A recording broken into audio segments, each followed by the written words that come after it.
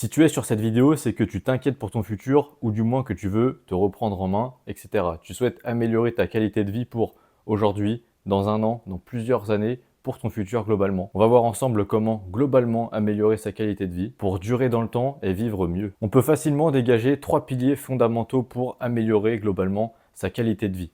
On va avoir le renforcement musculaire via de la musculation, donc créer de l'adaptation pour renforcer notre corps pour gagner en longévité, gagner en force et vivre plus confortablement dans le quotidien. On va avoir également la partie alimentation qui va nous apporter de l'énergie pour bien se sentir dans notre corps au quotidien, moins se sentir fatigué et plus globalement limiter le risque de maladie plus tard. Et enfin, le troisième pilier, ça va être le sommeil qui contribue aux deux autres finalement à bien se sentir au quotidien, à pouvoir performer à l'entraînement pour créer plus d'adaptation plus facilement. Le sommeil, c'est réellement quelque chose d'extrêmement important à améliorer. Donc on l'a vu, ce qui pouvait être intéressant, c'est de créer de l'adaptation pour renforcer notre corps. Mais comment est-ce qu'on fait ça concrètement? Eh bien tout simplement par un merveilleux sport qui s'appelle la musculation. On appelle ça aussi en science l'entraînement en résistance. Le but, c'est tout simplement d'appliquer une résistance sur différents types de mouvements pour renforcer ces mouvements, les tissus qui participent à ces mouvements. Donc on va voir les articulations, les tendons, les muscles évidemment, la masse osseuse, etc. Et tout ça, ça va créer de l'adaptation et notre corps va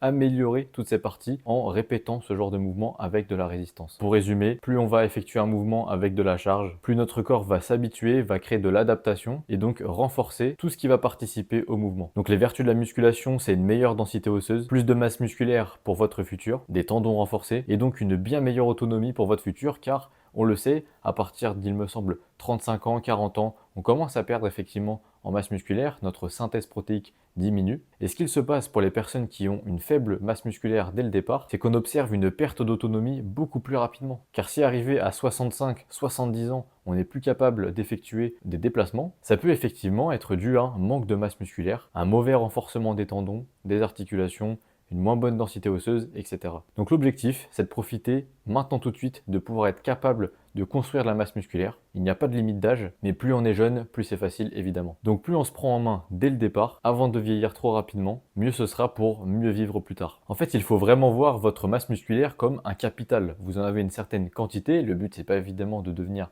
bodybuilder, c'est pas de créer le plus de masse possible, mais c'est d'en créer suffisamment pour que plus tard, même si on en perd, et bien finalement on garde une certaine quantité pour continuer de pouvoir faire du mouvement, se déplacer, garder un certain niveau d'autonomie, même quand on est très âgé. Il y a également une vertu exceptionnelle qui est la régulation du sucre. Si vous êtes proche ou que vous êtes diabétique de type 2, alors ça doit vous parler. Cette sensibilité à l'insuline que vous avez moins que les autres, ça peut être amélioré via la musculation car elle améliore cette sensibilité à l'insuline.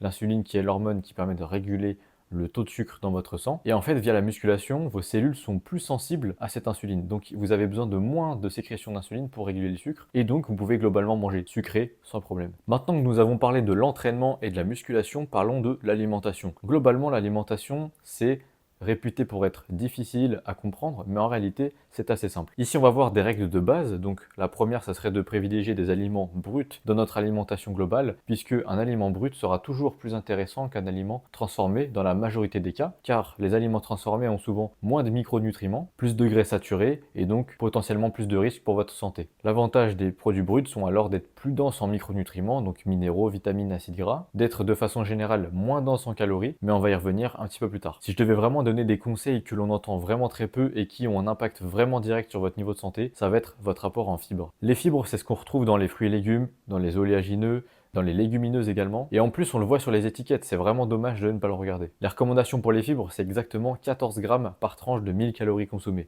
Donc si vous consommez en gros 2500 calories environ, visez entre globalement 35-40 grammes de fibres, ça semble très intéressant. Évidemment, le macronutriment le plus important dont je ne parle que maintenant, ce sont les protéines. Les protéines, il va falloir vraiment faire attention à leur consommation, en consommer suffisamment.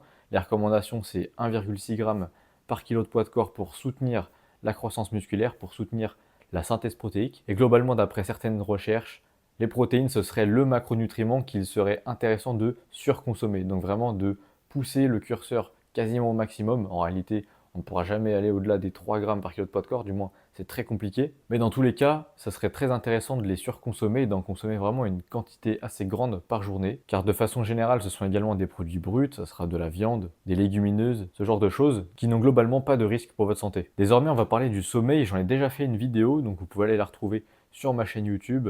Dans l'idée, je vais quand même donner quelques tips directement applicables dans cette vidéo, mais j'en parle vraiment beaucoup plus en détail dans celle-ci. Vraiment la chose qui va avoir le plus d'impact sur votre sommeil, ce sont les cycles et donc de se lever et se coucher aux mêmes heures. Vraiment, à 30 minutes près, je vous conseille réellement de toujours vous coucher quasiment à la même heure. Ça va être le levier le plus actionnable et qui va avoir le plus d'impact sur votre qualité de sommeil. Le corps humain est relativement bien fait quand même et au niveau des cycles, si vous l'habituez à se réguler justement avec des cycles bien programmés, ça va vraiment tout changer. Vous allez dormir plus longtemps, vous levez beaucoup plus facilement. Pour réussir à s'endormir, justement, quelques tips que je peux donner, ça va être globalement de créer un environnement propice au sommeil. Ce que je veux dire par là, c'est avoir des lumières tamisées au moins 2 heures avant le coucher. Donc commencez vraiment à réduire toutes les lumières. Tout ce qui va être lumière au plafond, on les éteint. Avoir des lumières plutôt assez basses, avec une luminosité pareille, qui va être assez basse, pas trop bleutée, mais plutôt chaude, pour en fait imiter un coucher de soleil. Ensuite, au niveau des repas, ça va être globalement la même chose. Évitez de manger un gros repas juste avant de se coucher. Voilà, l'idée c'est de couper les prises d'eau et de repas environ 1 à 2 heures avant de dormir, ça semble pas mal. Et puis évidemment, cesser toute activité trop nerveuse, donc de scroller sur les téléphones, sur les réseaux sociaux, de regarder des films avec trop d'action par exemple. Voilà, l'idée c'est de vraiment se calmer, de faire comprendre au corps que on rentre dans vraiment la routine de sommeil, dans un mode d'économie d'énergie, on se repose, on se calme, on zen un petit peu, et puis le sommeil viendra naturellement. Donc en fait, globalement, ce qu'il faut retenir, c'est simplement mieux dormir, faire du sport et mieux manger. C'est vraiment très simple, ce sont des conseils vraiment bateaux finalement, mais quand on les applique réellement, concrètement dans la vraie vie, ben en fait ça vous améliore complètement votre état de santé, vous vous sentez beaucoup mieux au quotidien, vous êtes plus performant, vous réveillez mieux, plus productif, bref, votre qualité de vie s'améliore directement. En l'espace de réellement 2-3 mois, vous pouvez voir directement des résultats, mais vraiment assez impressionnant pour le coup, vous imaginez pas à quel point. Si maintenant vous vous demandez, mais concrètement, comment appliquer ça dans la vraie vie, dans mon quotidien actuel, et ben ça justement, c'est ce que je propose en coaching. On peut voir ça ensemble autour d'une consultation qui est offerte, elle est gratuite, elle est sans engagement. Le but, c'est vraiment de voir actuellement ce que vous faites concrètement, voir si je peux vous aider. Et derrière, mon objectif, c'est de faire un plan pour voir concrètement si ça peut vous aider, si ça vous parle et si on peut collaborer ensemble. Sur ce, je vous souhaite une excellente fin de journée ou une bonne soirée. Et sur ce, on parle très vite. Allez, ciao ciao.